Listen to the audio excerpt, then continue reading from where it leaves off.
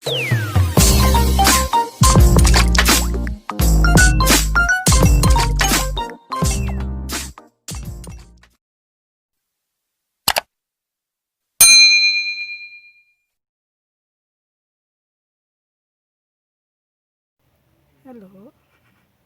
jumpa lagi di video yang selanjutnya ya.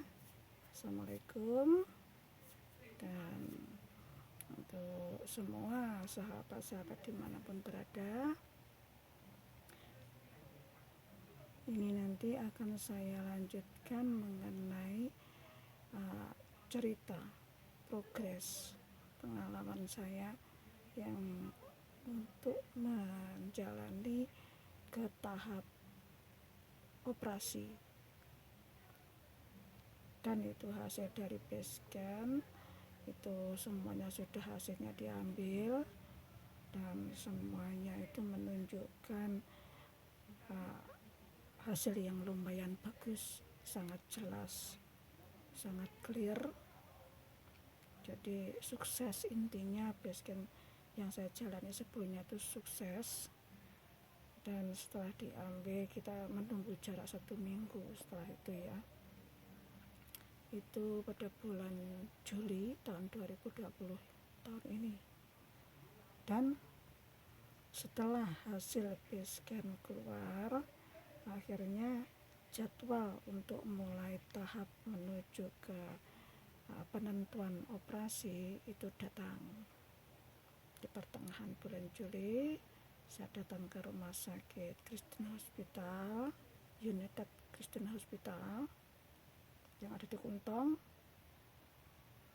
Dan di sana pertama memang selalu dicek suhu badan pasti ya, apakah siapa pergian dari negara, pergi keluar negara atau bagaimana, atau bertemu dengan orang-orang yang pernah kena COVID-19 atau tidak. Dan setelah semuanya selesai, memasuki satu ruangan. Di sana sudah ditunggu tim dokter, 1 dokter wanita dan 2 suster wanita dan pembantu suster 1, dan otomatis ada 4, 5 dengan saya, 6 dengan Melody Bos, itu simpuk saya. Dan awal ketemu dengan dokter itu langsung saya diberi penjelasan mengenai segala macam risiko setelah menjalani operasi nanti. Ada risiko kemungkinan besar nanti tubuh kita pasti akan cacat, yang satu ya. Di situ ditanyai apakah siap andaikan pada akhirnya nanti saya total pasien sudah tidak sama dengan yang sekarang. Jadi setelah menjalani operasi pasti akan mengalami kecacatan. Itu ditanyakan apakah siap mental. Saya jawab, saya siap segalanya. Apapun yang terjadi saya terima, saya siap segalanya. Itu sudah risiko. Yang penting, yang terpenting bagi saya, bagaimana caranya penyakit ini bisa hilang dari tubuh saya. Dokter tersenyum, oke lanjut. Dan lalu selanjutnya saya diminta buka baju bagian atas,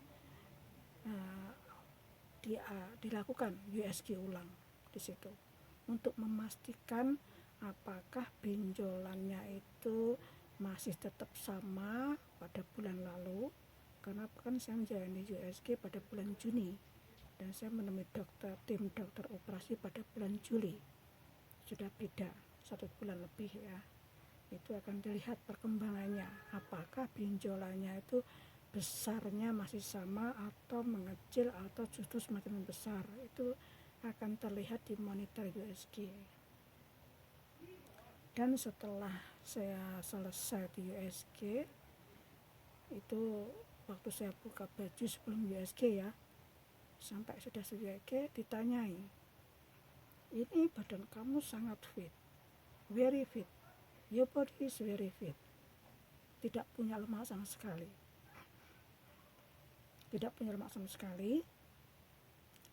Dan apakah Cece, Mbak ya, apakah Cece ini hobi olahraga ya?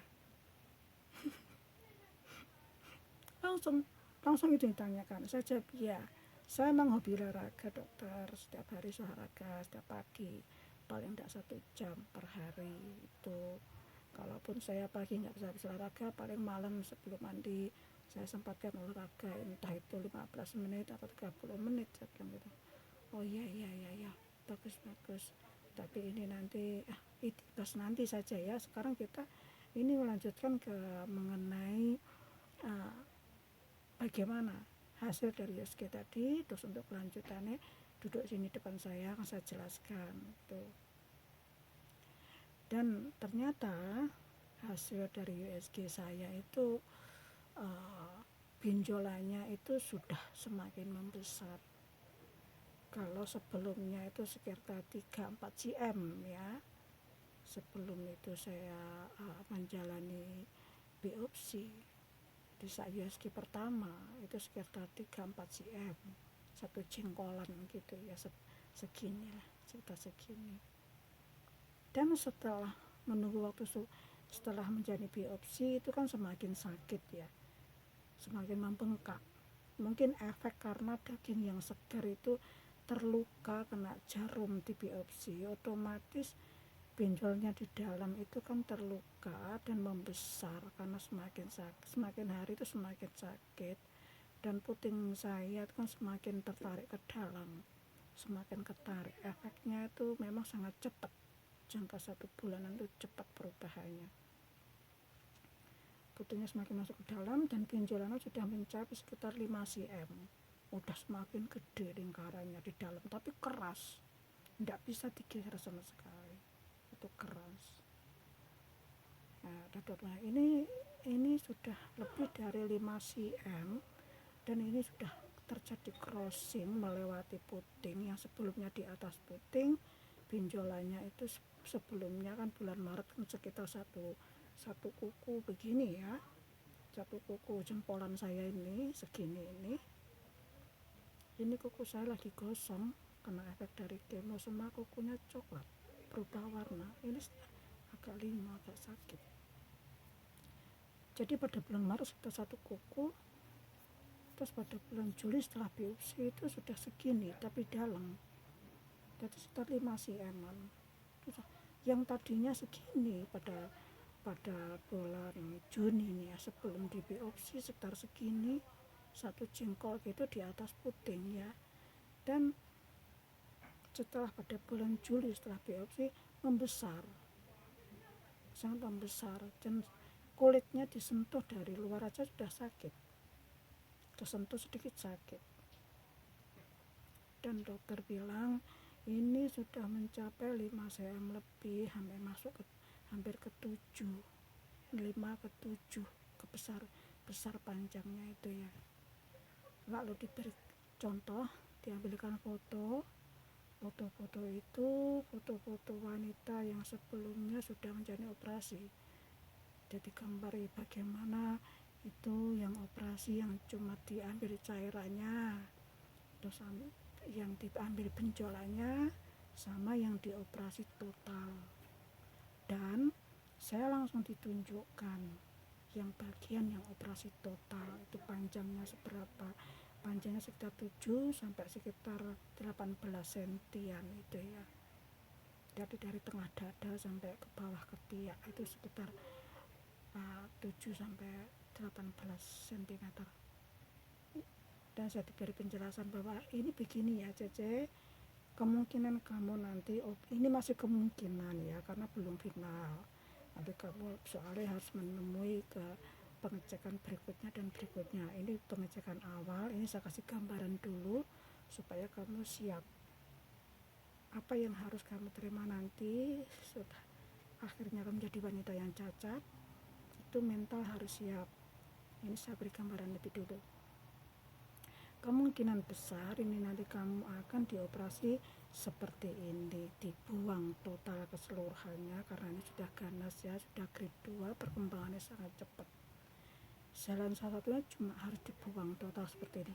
Apakah kamu sanggup menerima? Saya bilang, iya saya sanggup. Lalu dokternya bilang, andaikan nanti ada masalah karena badanmu sangat fit, badanmu sangat kencang, kamu tidak punya lemak, kalau mungkin nanti ada kemungkinan, ini masih kemungkinan ya, nanti tim dokter di finalnya nanti akan menjelaskan semuanya. Ini saya kasih gambaran lebih dulu. Kemungkinan nanti andaikan ada masalah dengan operasi kamu, mungkin nanti membutuhkan kulit tambahan. Mungkin nanti kalau nggak bisa ditutup kemungkinan ya, itu akan diambilkan dari perutmu atau mungkin nanti dari pantat bagian bokong, dekat ya bagian bokong itu. Tapi ini nanti juga belum tentu. Yang paling penting sekarang adalah apakah kamu benar-benar sanggup menerima segala risiko kehilangan satu payudara dan membuatmu menjadi cacat, jadi tidak sama seperti itu. Dan sekali lagi saya menjawab, iya dokter, saya siap terima semuanya. Oke, jadi kalau siap tolong tanda tangan. Ini kamu setuju ya kalau nanti finalnya akan diambil seperti ini, dibuang seperti ini.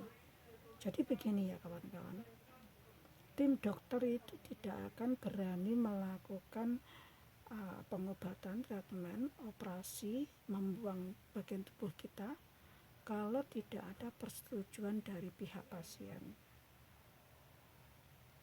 Seperti itu. Kalau kita tidak mau, pihak tim dokter tidak akan berani memaksa kita, kamu harus mau. Tidak.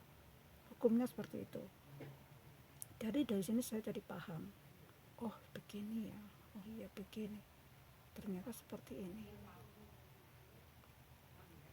Dan setelah itu, setelah saya tanda tangan, saya dikasih surat rekomendasi lagi. Sudah selesai dan saya diizinkan untuk pulang, lalu dijadwal lagi agar datang 1 minggu berikutnya. Jadi 1 minggu berikutnya. Setelah itu kak saya pulang, saya pikir-pikir lagi apakah benar saya benar-benar siap menerima menjadi wanita yang cacat. Kehilangan satu payudara secara total itu tidak pernah terbayangkan dalam pikiran saya sedikit pun, belum pernah. Tapi saya sudah mengatakan iya, tadi saya sudah tanda tangan, saya harus terima semuanya. Dan setelah itu saya menjalani hari seperti biasanya. Oke, untuk yang minggu berikutnya akan saya ceritakan di video berikutnya ya. Tunggu video berikutnya. Wassalamualaikum, sampai jumpa lagi di video berikutnya. Ikuti terus ya, dan jangan lupa tolong bantu di subscribe, cukrap gitu. Di subscribe, kalau mau di like dan komen, apalagi mau share video ini ke media sosial kawan-kawan agar ilmu pengetahuan ini bermanfaat untuk yang lainnya. Semoga memberi manfaat yang berguna, karena banyak sekali dari kita yang tidak mengetahui sama sekali bagaimana proses pengobatan kanker payudara. Oke, sampai jumpa di video berikutnya. Bye bye.